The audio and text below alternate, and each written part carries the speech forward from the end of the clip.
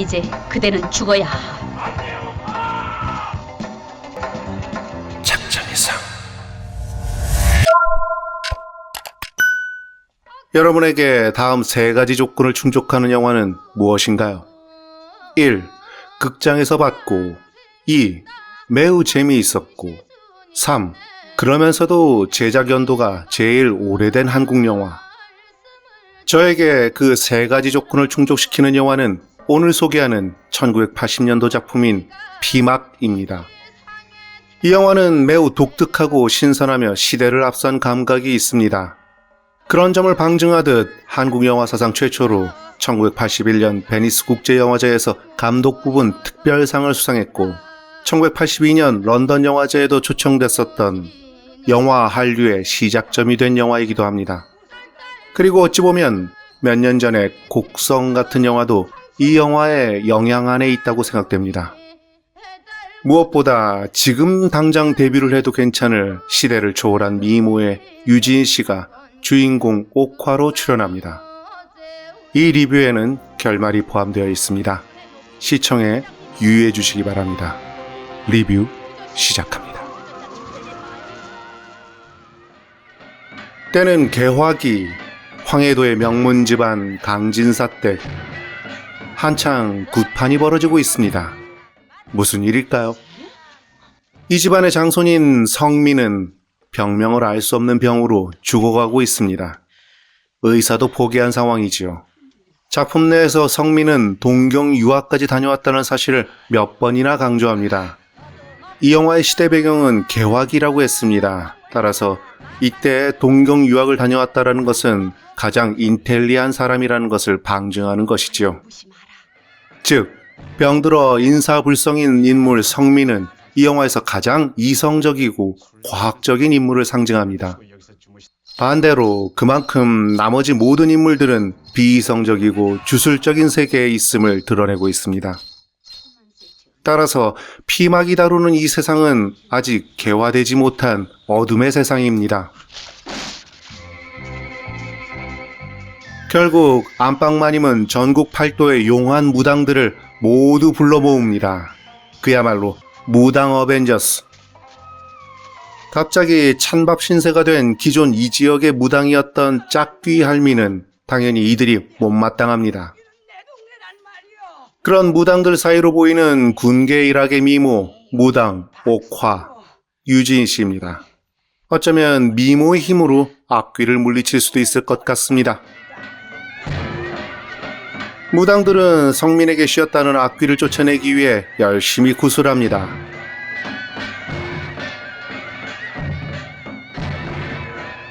추워서 더 아파질 것 같기도 하고 혹시라도 의식이 돌아오면 놀라서 병이 더 심해질 것도 같습니다. 드디어 굿의 하이라이트, 작두 타임.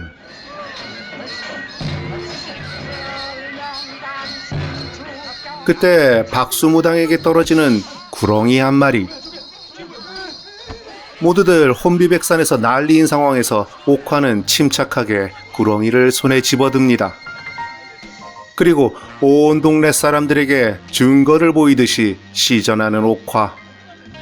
그러더니 구렁이를 문 앞에 두고 잘 가시라고 기도합니다. 구렁이는 그렇게 집 밖으로 사라집니다. 예로부터 구렁이는 그 집의 터에 사람보다 먼저 살았었던 영물로 여겨졌기에 죽이지 않고 바깥으로 보내는 것이 순리라고 여겨졌기 때문입니다. 아무튼 이 일로 자신의 가치와 실력을 증명한 옥화.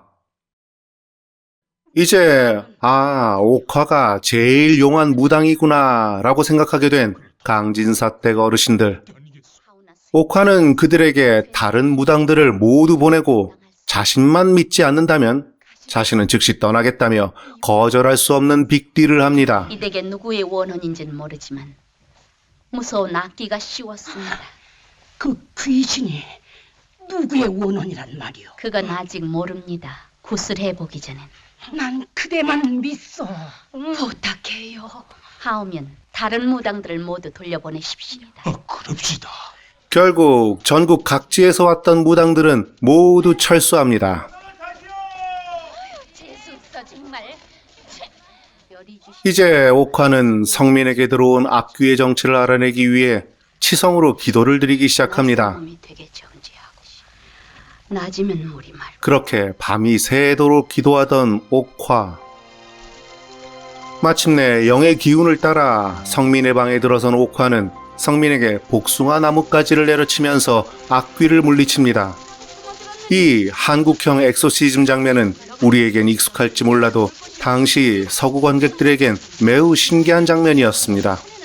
서양의 오리엔탈리즘이 그들 서양인들에게 이 영화가 더욱 유니크하게 보여진 부분이 있다는 것인데, 사실 요즘의 젊은 세대도 매우 생경하고 흥미로울 수 있으니 어찌 보면 우리의 마인드 자체가 많이 서구화되었다고도 볼 수 있겠습니다. 복숭아 나뭇가지는 예로부터 무속의 굿판에서 중요한 무구였죠. 복숭아가 악귀를 물리치고 불로장생을 상징하기 때문입니다. 마찬가지 이유에서 제사상에는 복숭아는 절대 올리면 안 되는 것이지요. 그러면 조상신이 오지를 못하니까요. 그래서인지 복숭아가 잘 자라는 지역은 무당들이 많습니다. 남한에서는 조치원에서 계룡산까지 이어지는 지역이 남한의 모든 지기가 모이는 중요한 지역이라고 해서 예로부터 복숭아도 무당도 많았습니다. 따라서 이 지역에 세종시나 카이스트가 자리 잡은 것도 우연은 아닌 것이지요. 아무튼 피를 토하며 쓰러진 성민의 피를 복숭아 가지에 묻히자 나뭇가지는 옥화를 집 밖으로 이끕니다.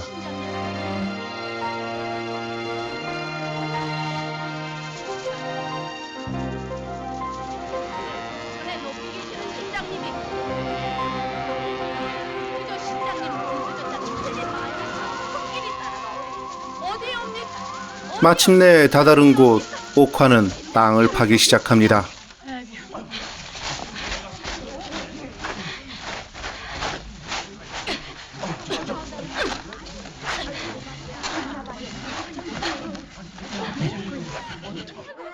그 속에서 나온 것은 난데없는 호리병.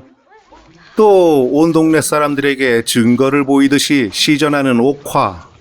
구렁이에 이어 옥화는 대중심리를 잘 이용하는 인물입니다. 그런데 어찌된 일인지 그 호리병을 본 노마님은 실신하고 강진사도 눈이 빠질 듯이 놀랍니다. 아니 대체 이 호리병이 무엇이길래 그럴까요? 온 동네 사람들이 호리병 속에서 악귀가 나왔다며 호리병과 진사댁에 대한 의혹을 수군수군거리는 가운데 계속 심사가 뒤틀려 있던 짝귀알미는 이렇게 복선을 깔아줍니다. 두고 봐. 그 호리병 귀신이 진사댁을 잡을 테니까. 내 그때 안방마님과 강진사는 그 호리병의 정체를 잘 알고 있는 듯합니다. 삼돌이의 귀신을 우리밖에 아는 사람이 없는데. 삼돌이가 누구이옵니까? 그러게요. 삼돌이가 누굴까요?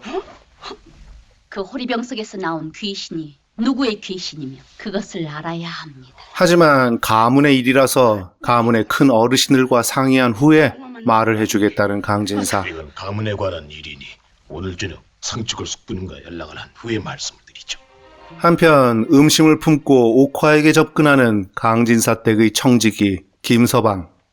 영화에서는 삭제되었으나 시나리오에서는 전국의 용한 무당들을 찾아다녔던 사람이 청지기 김서방이었고, 모화라는 무당을 찾아갔다가 못 만나고 옥화의 몸을 보상으로 받고 꽝 대신 닭으로 생각하면서 옥화를 데리고 왔다는 그런 내용이 있습니다.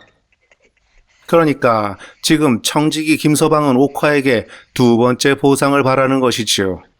더러운 놈. 아무튼 드디어 강진사의 숙부님을 위시한 이 가문의 어르신들이 모두 강진사 집에 모여듭니다. 그리고 옥화를 부르는데 옥화를 본 어르신들은 일동 소리 없이 속으로 외칩니다. 예쁘다. 절세 미인이로고. 특히 옥화를 아래 위로 변태같이 훑어보는 사람은 구산이라는 인물입니다. 죽은 삼돌이 귀신이 씌었다. 옥화는 어르신들에게 바리대기 오구굿을 해야 한다고 말합니다. 베리대기 오구굿을 해야 합니다. 여기서 옥화가 발이대기 오구굿을 해야 한다는 말은 그 자체로서 앞으로의 사건들의 복선이 되기도 하고 옥화의 행동 자체를 모두 설명해주는 매우 중요한 말입니다. 오구굿이란 죽은 사람이 생전에 이루지 못한 소원이나 원한을 풀어주고 죄업을 씻어 극락천도를 기원하는 그런 굿을 말합니다. 그리고 발이대기는 우리나라의 유명한 무속설화지요. 지방마다 그 이야기가 조금씩 다르지만 간단하게 요약하자면 이런 이야기입니다. 버려졌던 딸이 죽을 병에 걸린 아버지를 위해 저승까지 가서 신묘한 약을 구해와서 아버지를 살린 뒤에 죽은 사람의 저승길과 영혼의 천도를 관장하는 저승세계의 여신이 된다는 그런 이야기입니다. 이 발이대기 이야기는 최근까지도 동화, 소설, 웹툰, 애니메이션, 영화, TV 드라마의 소재로 많이 활용되고 있지요.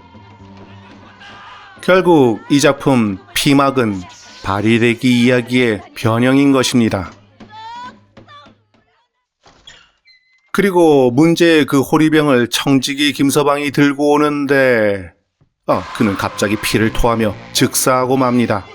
청지기 김서방의 죽음에 사람들은 괴이해하며 놀라지만 오로지 옥화만 묘한 미소를 지으면서 이렇게 말합니다. 급사를 맞았군요. 이제 청지기 김서방이 삼돌이 귀신 때문에 죽었다는 소문이 온 동네에 퍼집니다. 그래서 드디어 삼돌이가 누군지 알게 됩니다. 20여 년 전에 삼돌이는 건강하고 성실한 피막지기였는데 어느 날 의문사를 했다고 합니다. 아무도 몰라요? 그리고 이 영화의 제목인 피막에 대해서도 설명이 이어집니다. 피막이 뭐 하는데요? 너 아직 피막도 모르는구나. 피막은 주로 전염병에 걸려 죽어가는 사람을 마을에서 외떨어진 곳에 격리 수용하는 공간을 말합니다. 하지만 지방에 따라서는 죽어가는 사람만이 아니라 태어나는 사람, 즉 산모도 피막에서 애를 낳기도 했다고 합니다. 따라서 피막은 한국 전통의 이승과 저승의 중간 정거장 같은 개념으로서 천국과 지옥의 중간 정거장이라고 볼 수도 있는 캐톨릭의 연옥이 연상되기도 하지만 피막은 연옥과 달리 현실에 존재하는 공간이며 생과 사의 갈림길이자 시작과 끝이 공존하는 곳이지요. 이런 한국 전통의 피막이라는 유니크한 컨셉과 발이대기 무속 신화를 결합시켜서 창조적인 이야기로 풀어낸 것이 바로 이 작품 피막입니다. 1980년이라는 제작 연도를 생각해보자면 한국적이면서도 세계적인 놀랍도록 세련되고 앞선 컨셉이었다고 생각됩니다. 원래 이 마을을 지키던 무당이었던 짝귀 할미는 그런 와중에도 계속 저주를 날립니다. 이 마을에 천벌을 내릴 테니 두고 봐라, 두고 봐. 저 미친놈은 왜 싸들려 다니는 거야? 너희들이 이 짝귀 할미가 바로 곡성의 무명과 비슷한 캐릭터인 셈입니다. 물론 하는 역할과 행동은 다르지만 이 지역을 지키는 무당이자 수호신인 점에서는 비슷하다고 말하는 것입니다. 곡성에 대한 저의 리뷰를 보시려면 지금 상단에 뜨는 카드를 클릭하시면 됩니다.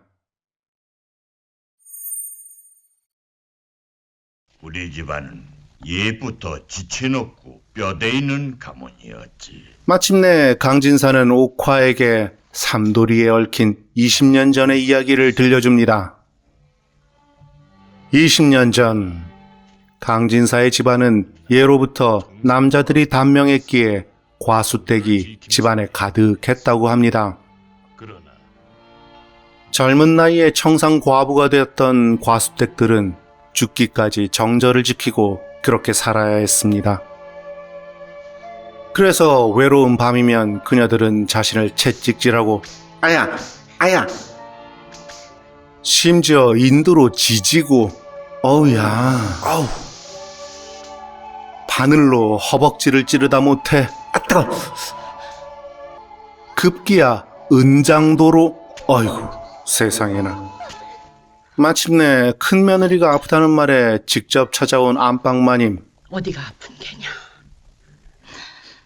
어서 말들을 해봐라. 안방마님의 질문에 아무도 대답을 못합니다. 이윽고 이불을 들쳐 아래를 본 안방마님은 불쌍한 것. 그리하여 죽어가는 큰며느리는 피막으로 옮겨집니다.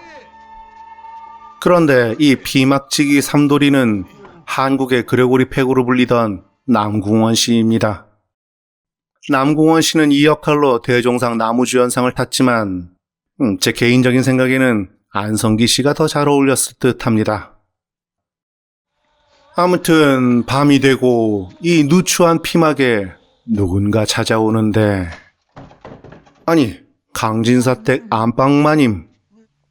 안방마님은 삼돌이에게 큰며느리를 방으로 옮기라고 하시더니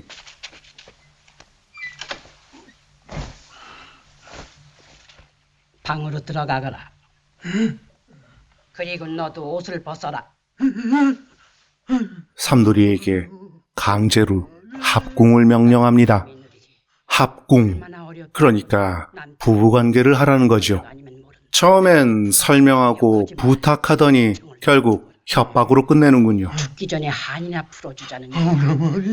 네 만일 거역하는 날에는 죽음을 면치 못하리라. 어쨌든 며느리의 한을 풀어주기 위해서 시어머니가 이런 행동까지 하는 경우를 이전에 어떤 한국 영화에서도 본 기억이 없었기에 처음 봤을 때 이런 시어머니 캐릭터 설정이 정말 신선했었습니다. 품어라.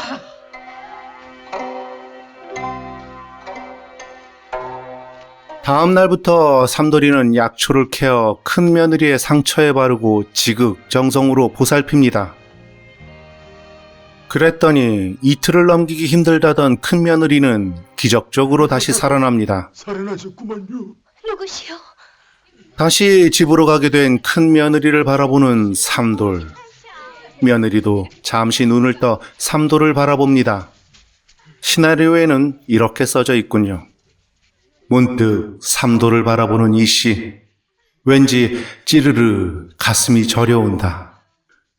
피막으로 돌아온 삼돌. 겨우 며칠뿐이었지만 큰 며느리가 있었던 공간이 더욱 휑하니 텅 비어 보입니다. 남은 것은 그녀의 버선 한 짝. 그걸 안고 그녀를 추억하는 삼돌. 그런데 어인일인지 큰 며느리도 상념에 잠겨 있습니다. 그리고 날이 밝자 피막을 찾은 큰 며느리. 고맙다는 인사를 하러 왔어. 그럼 아유, 저 마님. 그 말만 하고 가버립니다. 괜히 사람 마음 뒤숭숭하게 해서 삼돌이도 상념에 빠집니다. 그러던 어느 날 꿈인가 생시인가 다시 나타난 큰 며느리. 삼돌이에게 새 옷을 건네고 헌 옷을 빨아주겠노라고 합니다.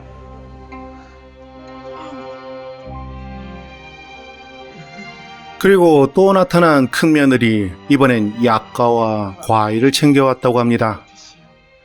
그래도 며칠 밤을 함께했던 사이인지라 애틋한 마음이 서로에겐 있었겠죠. 말하시오.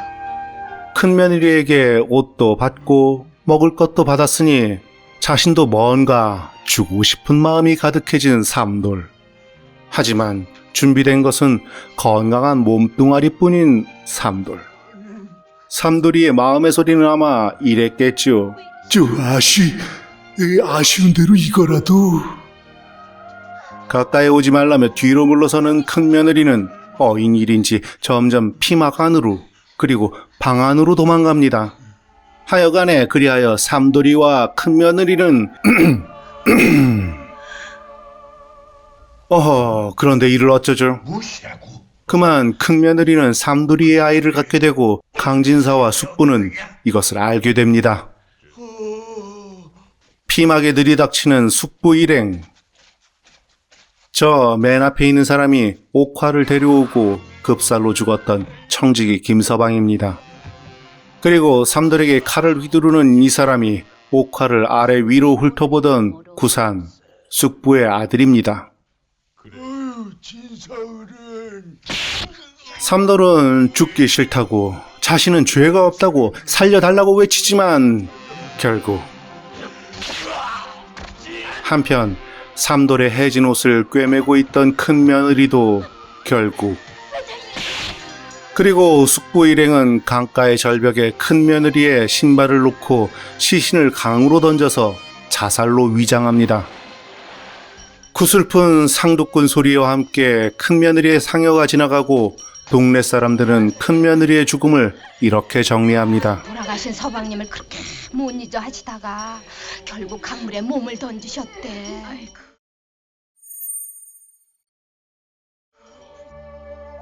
이렇게 하여 산자와 죽은 자의 경계에 있던 피막지기 삼돌과 평생을 수절하여 열려라는 가시관을 타의로 써야 하는 살아있지만 죽은 것과 같던 큰 며느리는 이승과 저승의 경계인 피막에서 만나 신분을 뛰어넘어 사랑하고 아이를 갖고 그리고 지배계급의 체제 유지를 위해 살해당한 것입니다.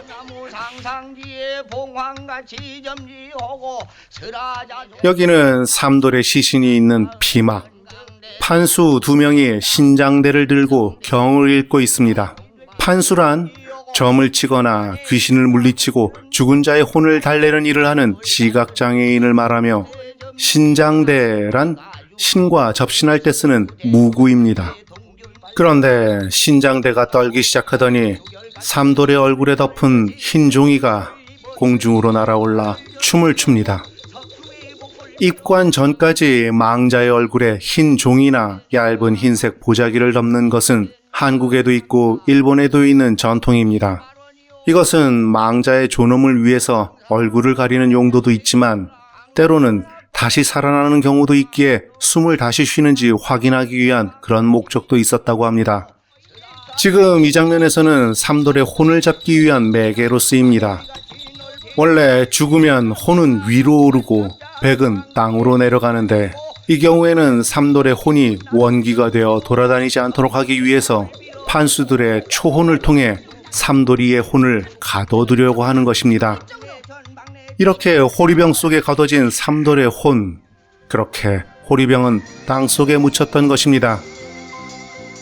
그런데 이 부분에서 의문이 듭니다. 둘 다 살해당했는데 삼돌의 혼은 가두어지고 큰 며느리의 혼은 그냥 두는 것은 왜일까요? 둘 다 억울한 죽음이지만 큰 며느리는 삼돌을 통해 한을 풀었고 장례를 통해 위로받았고 삼돌은 맺힌 한을 풀지 못했기 때문일까요? 이 가부장 신분 계급의 헤게모니를 가진 강진사와 숙부에게 더 위협적인 존재는 힘없는 여성인 며느리보다 언제든 현체제에 무력으로 도전할 수 있는 남성인 삼돌이었기 때문일 것입니다. 따라서 호리병에 갇힌 삼돌은 그 자체로 억눌려 있는 피지배 계급인 민초들을 상징한다고 할 수 있겠습니다. 물론 현재의 관점에서는 조금은 허술하고 아쉬운 부분도 있지만 1980년이란 시점을 고려했을 때 이 영화의 시나리오는 한국 영화 역사상 가장 훌륭한 시나리오 중에 하나라고 생각됩니다. 이렇게 길고 긴 과거의 이야기가 끝나고 옥화는 내일 오구굿을 통해 삼돌의 원혼을 달래겠다고 합니다. 그리고 일어나는 옥화를 방 안에 지쳐놓다는 남정네들은 또 모두 넋나간 듯이 바라봅니다. 방으로 돌아가는 옥화를 낚고채는 남자. 처음부터 옥화를 변태처럼 훑어보던 숙부의 아들 구산입니다. 그는 작두 아래에서 옥화를 겁탈하더니 이런 말을 남깁니다. 내일 9시 끝나면 일이 또 나와. 요즘 세상에 귀신이 어디 있어? 그 네가 돈벌이로 그렇게 몰고 가는 거야? 그리고 목욕을 하는 옥화 앞에 나타나는 숙부. 좀 전까지 이런 말을 하셨던 분이죠. 우리 집안은 예부터 지쳐놓고 뼈대 있는 가문이었지. 이거 뭐 숙부부터 아들에 이르기까지 그들의 말대로 지체 있고 뼈대가 있는 아주 같은 가문입니다. 아니, 아들 먼저 아비 나중이니 오륜지서와 장유유서를 모두 깬 정말 같은 가문이 아닐 수 없습니다. 아무튼 그런 그들을 향해 옥화는 허탈한 코웃음과 묘한 미소를 짓습니다. 그것은 양반임내 하는 그들이 구축한 폐쇄적 신분제를 통해 현실의 모순을 은폐하며 착취하는 계급적 허위의식과 연려에 대한 조작된 신화를 통해 여성들을 착취하고 지배하는 성적 허위의식과 천한 신분의 삼돌이라 가차없이 죽인 잔인한 폭력과 힘없고 신분이 낮은 무당 옥화에게 가해지는 또 다른 성적인 폭력이라는 폭력의 허위의식, 그 모든 부조리한 허위의식 삼위일체에 대한 조소입니다. 이 영화의 주제의식을 담은 단 한 컷을 꼽자면 저는 옥화의 이 미소를 꼽을 것 같습니다. 좋은 시간이 되셨는지 모르겠습니다. 여러분이 보고 계신 이 리뷰는 2주의 시간을 들여 제작된 것입니다. 흘려듣기 쉬우시겠지만 구독과 좋아요 그리고 알림 설정과 댓글로 응원해 주시지 않는다면 작잠 이상의 리뷰는 계속될 수 없습니다. 구독과 좋아요 그리고 알림 설정과 댓글로 응원해 주시는 분들에게 옥화가 운수대통을 기원해 드리겠습니다. 홀짝!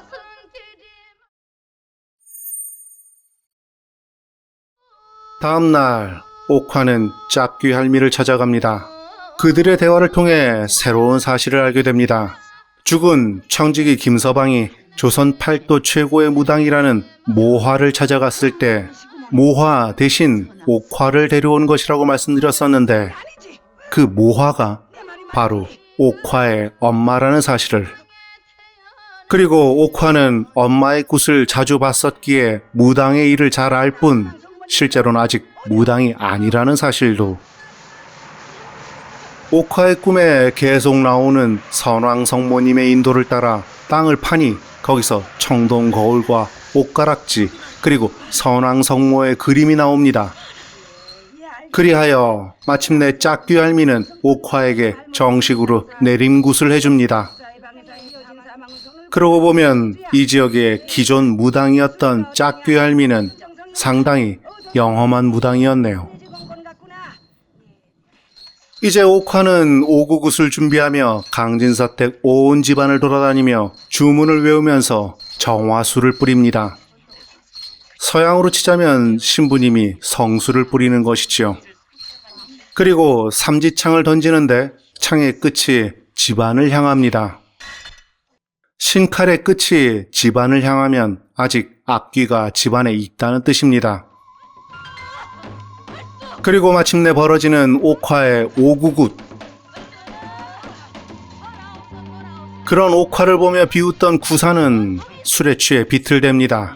그리고 어젯밤 겁탈이 끝난 뒤 옥화에게 내일 굿이 끝나면 오라고 했던 작두가 있는 헛간에 먼저 가서 눕는데 어쩐 일인지 줄이 뚝 끊어지며 작두와 함께 급행으로 황천길로 갑니다. 옥화의 오구굿은 계속됩니다. 아들이 작두 타고 황천 간 줄도 모르고 옥화의 오구굿을 흐뭇하게 지켜보던 숙부는 갑자기 처마에서 떨어져 내린 구렁이에 물려서 즉사하고 맙니다. 이 집안은 여전히 황천길 가는 것도 장유유서를 어기고 가는군요. 아무튼 오늘 황천행 급행열차는 손님이 많습니다. 그런 와중에도 옥화의 오구굿은 계속됩니다. 숙부가 죽었다는 말에 놀란 안방마님은 서둘러 나오다가 마루가 갑자기 주저앉으면서 한옥에서 신발 신을 때 잡는 끈에 목이 감겨 죽습니다. 참, 이렇게 되면 옥화를 겁탈한 사람들과 삼도를 죽이는 데 참여한 사람들이 모두 황천철도 666에 타는 것인데, 그렇다면 거기에 한 명 더 타야 할 사람이 남았죠. 강진사. 아무튼 그럼에도 불구하고 옥화의 오구굿은 계속됩니다. 마침내 옥화가 언월도와 삼지창을 던지자 칼의 끝이 바깥을 향합니다. 이렇게 칼끝이 바깥을 향하면 신들이 굿을 잘 받고 악귀가 사라진 증거입니다. 이제 원기는 이 댁에서 물러갔습니다. 이제 원귀가 모두 물러갔다는 옥화. 옥화가 말한 원귀는 죽은 이 집안 사람들이었을까요? 그럼 아무튼 급히 일어나는 옥화.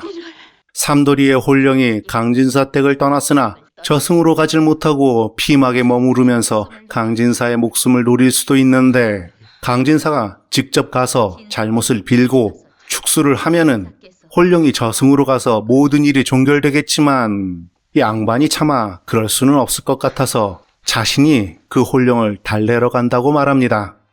돌려 말했을 뿐 죽고 싶지 않으면 강진사 네가 직접 피막으로 오라고 유인하는 말이지요. 말을 마친 옥화는 피막으로 갑니다. 그리고 죽어가던 이 집안 장손 성민은 눈을 뜹니다. 아이고, 이게 꿈이냐 생시냐. 정말 귀신이 나갔구나. 정말 옥화 말대로 귀신이 나갔어. 이쯤 되니 옥화의 말대로 안 하면 강진사는 정말 죽을 것 같지요. 옥화 말대로. 그래서 부인은 강진사를 떠밀듯이 피막으로 가라고 합니다. 그래야 당신 목숨도 보지할 게 아니오. 아유, 어서요. 피막에 온 옥화는 삼돌의 홀령을 위로하는 제를 드립니다. 그런데 제를 드리는 옥화에게 피막에서 억울하게 죽어간 수많은 홀령들이 자신의 한도 풀어달라고 하소연을 합니다. 알겠어. 나도 이 피막 때문에 죽지도 않은 목숨이 애매하겠군. 알았어. 모두가 이 피막 때문이요. 알았어. 모두가 이 피막. 그대의 몸도 풀어드리겠어. 간통했다고 매맞아 죽은 여인, 겁탈을 당하고 자결했던 여인, 연병에 걸렸다고 산채로 피막에 버려졌던 남자, 수많은 사연을 가진 홀령들이 저마다의 사연으로 옥화를 부릅니다. 옥화는 하나하나 그 모두의 사연을 일일이 듣고 혼을 위로해 줍니다. 영화에는 삭제되었지만 시나리오에는 심지어 300년 전 임진왜란때 죽은 원혼까지 나타납니다. 그리고 그 원혼들은 모두 억울하게 죽어서 한이 맺힌 여인들의 원혼이라는 점이 영화와 시나리오가 다른 부분입니다. 아무튼 결국 옥화는 지난 역사의 모든 억울한 희생자들을 위한 진혼곡을 부르게 되는 것입니다. 알았어. 모두가 이 피막. 그대의 몸도 풀어드리겠어. 그렇게 해서 한편 다시 기력을 차린 성민은 옥화의 구수로 자신이 살았다는 어머니의 말을 듣고는 동경대 졸업생이라는 엘리트답게 이렇게 말합니다. 살 때가 돼서 사는 겁니다. 아니 얘가 지금 세상이 어떤 세상인데 귀신이 있어요? 어머니, 세상이 개화됐습니다. 글쎄요, 어머니, 그것은 미신입니다. 세상에 귀신이 씌워 일가족이 몰살했다는 얘기는 당치도 않는 얘기입니다. 그리고 작두로 죽은 구산의 죽음의 이유도 밝힙니다. 이어서 안방마님의 죽음도 숙부의 죽음도 모두 누군가가 미리 조작해놓은 대로 살해당한 것이라고 합니다. 어디선가 이 음악이 들려오는 것 같은데 환청이겠죠? 술을 드시고 여기서 주무시다가 끈이 끊어져 죽은 겁니다. 빠지게 놓여 있었군요. 이 손잡이가 어떻게 이렇게 목이 들어가도록 넓혀져 있었을까요? 여기다 구렁이를 놓고 나오게끔 유도해서 이 끈을 잡아당긴 겁니다. 그런데 아버님은 그리고 아버지 강진사가 피막에 갔다는 말에 성민은 아버지가 죽는다고 소리치면서 달려갑니다. 거길 가신 모양이다. 뭐요? 안 돼요. 아버지가 죽습니다. 사장님의 거기서 김씨에도 한편 죽기는 싫었는지 피막에 온 강진사에게 옥화의 카리스마 넘치는 한마디. 비시오.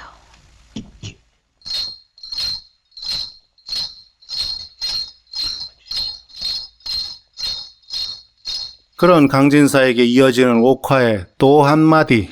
거기를 팔아.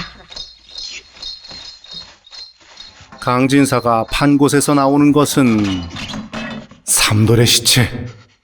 죽은 지 20년이 지났건만 어쩐 일인지 썩지도 않고 눈을 부릅뜬 삼돌. 이제 옥화는 자신의 정체를 밝힙니다. 난 너희들이 죽인 삼돌이의 딸이다. 삼돌에게는 피막지기가 되기 전에 부인이 있었습니다. 그런데 그 부인은 임신 중에 신이 들려 남편을 떠나 딸을 낳고 유명한 무당이 되었었습니다. 바로 그 부인이 무당 모화였던 것입니다. 그리고 모화가 죽기 전에 아버지 삼돌의 모든 사연을 듣게 된 옥화는 강진사 댁에 복수를 하기 위해 온 것이었습니다. 결국 옥화는 죽은 아버지의 영혼을 저승으로 천도하기 위한 오구굿을 한 것과 동시에 아버지를 위한 처절한 복수의 살을 강진사 댁에 날린 것입니다. 강진사는 옥화에게 손이 발휘되도록 빌지만 옥화는 차갑게 이렇게 말합니다. 진사, 이제 그대는 죽어야 하오. 도망가는 강진사를 향해 삼지창을 든 옥화. 그 자체로 인간을 벌하러 온 신의 대리인의 모습입니다. 기존의 사국에선 볼 수 없던 멋진 컷입니다. 하지만 옥화가 삼지창을 던지려는 순간 성민과 마을 사람들이 멀리서 달려옵니다. 그들을 본 옥화는 알 듯 모를 듯한 미소를 짓습니다. 그것은 자신을 겁탈하려는 숙부를 향해 날리던 그 미소와 대비됩니다. 전자는 부조리한 계급과 성과 폭력의 허위의식 삼위일체에 대한 조소였지만 후자는 모든 것의 끝을 이미 결심한 자에 다 이루었도다 라고 말하는 듯한 허심탄회한 미소의 다름 아닙니다. 옥화는 일부러 삼지창을 비껴 던지고 강진사는 살게 됩니다. 삼돌의 시신 앞에서 옥화는 흐느끼면서 말합니다. 아버지, 온수를 살려줬습니다. 그렇습니다. 옥화라는 신의 대리인은 구시대의 패악한 자들을 처단하지만 새로운 시대를 열어야 할 성민은 살려둡니다. 아이고, 이게 꿈이냐 생시냐. 하지만 아버지를 죽인 원흉 중에 핵심인 강진사는 왜 살려둘까요? 제 생각에는 아버지를 살리려고 달려오는 성민을 보고 옥화는 그 성민의 모습에서 아버지의 복수를 하고 혼을 위로하려는 자신을 본 것입니다. 이제 옥화는 아버지의 눈을 감겨주고 피막에 불을 지릅니다. 그렇게 억울하게 죽어간 수많은 원혼들도 큰며느리의 한도, 삼돌의 한도, 옥화의 한도 모두 불길 속에 타올라 재가 되어 하늘로 날아가며 영화는 끝납니다. 부모님께 효도나 할 것은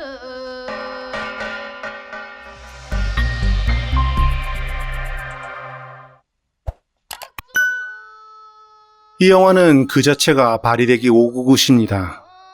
바리대기 서라는 버려졌던 딸이 죽을 병에 걸린 아버지를 위해 저승까지 가서 신묘한 약을 구해와 아버지를 살리고 죽은 사람의 저승길과 영혼의 천도를 관장하는 저승세계의 여신이 된다는 이야기라고 초반에 설명을 했었죠. 그리고 599시란 죽은 사람이 생전에 이루지 못한 소원이나 원한을 풀어주고 죄업을 씻어 극락천도를 기원하는 굿을 말한다고도 설명했었습니다. 따라서 옥화라는 바리대기가 아버지의 한을 풀고 피막에서 죽은 억울한 원혼들을 위령해주고 그들과 함께 극락천도하는 이야기가 바로 이 영화 피막의 이야기인 것입니다.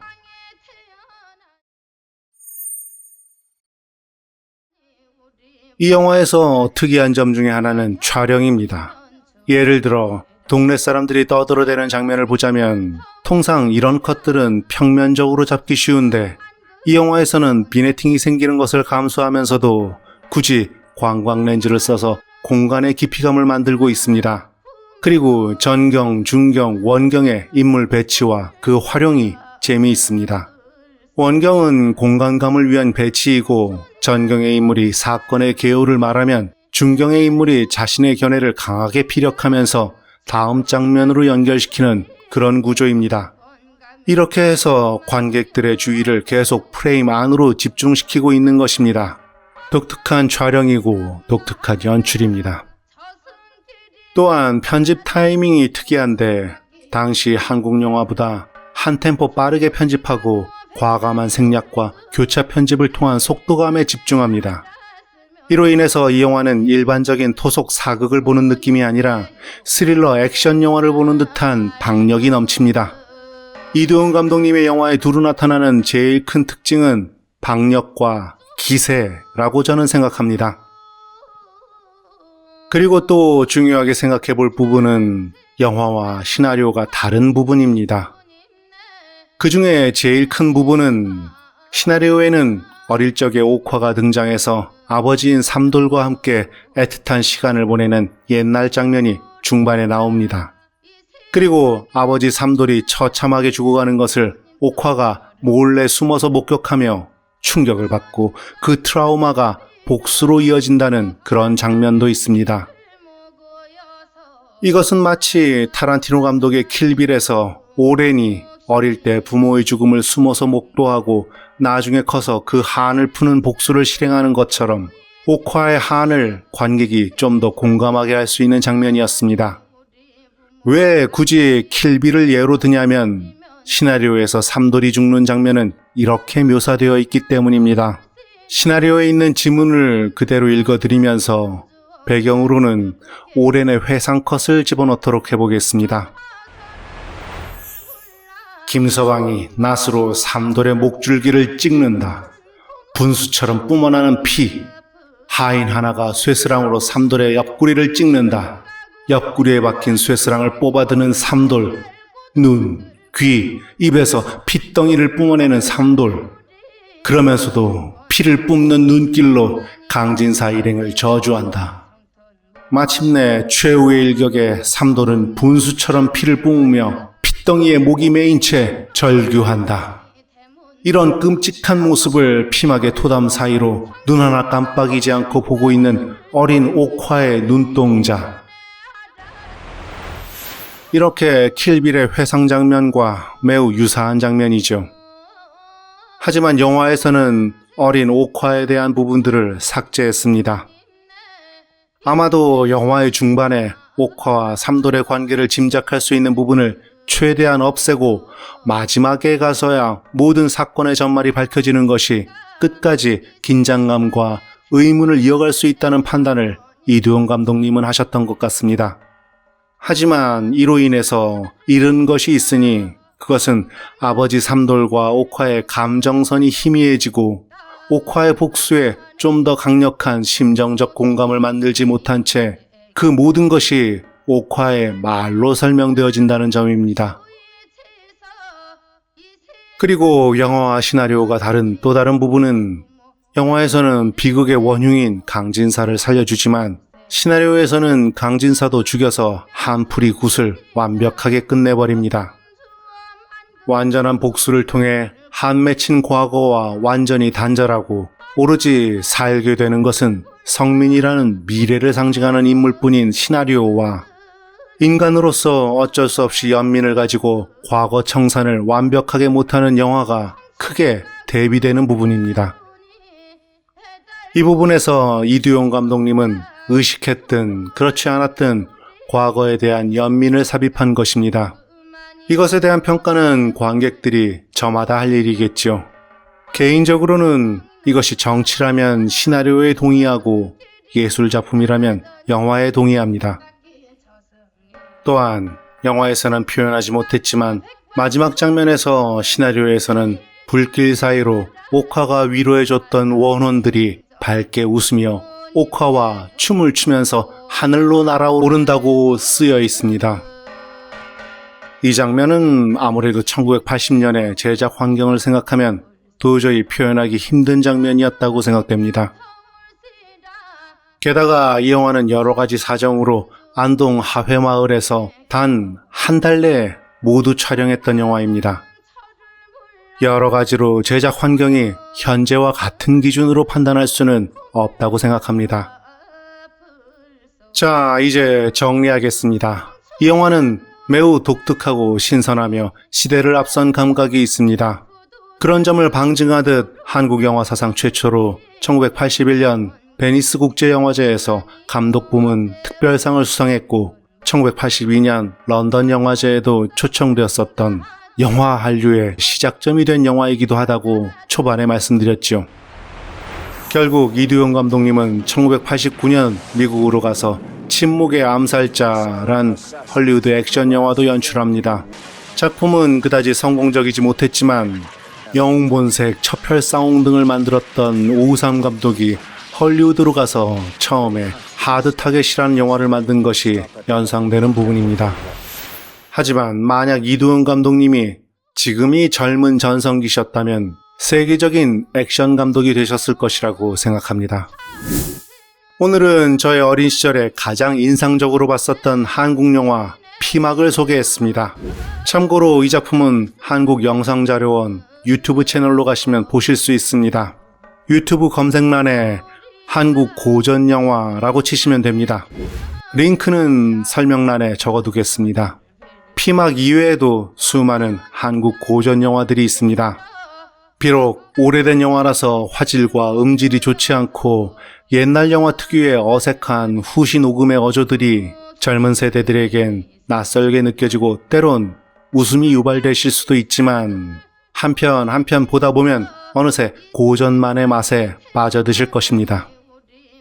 좋은 시간이 되셨는지 모르겠습니다. 여러분이 보고 계신 이 리뷰는 2주의 시간을 들여 제작된 것입니다.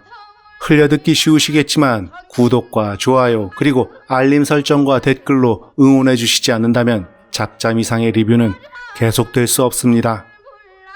구독과 좋아요 그리고 알림 설정과 댓글로 응원해 주시는 분들에게 옥화가 운수대통을 기원해 드리겠습니다. 헐짜! 영화라는 꿈을 함께 꾸는 시간 작자 미상이었습니다.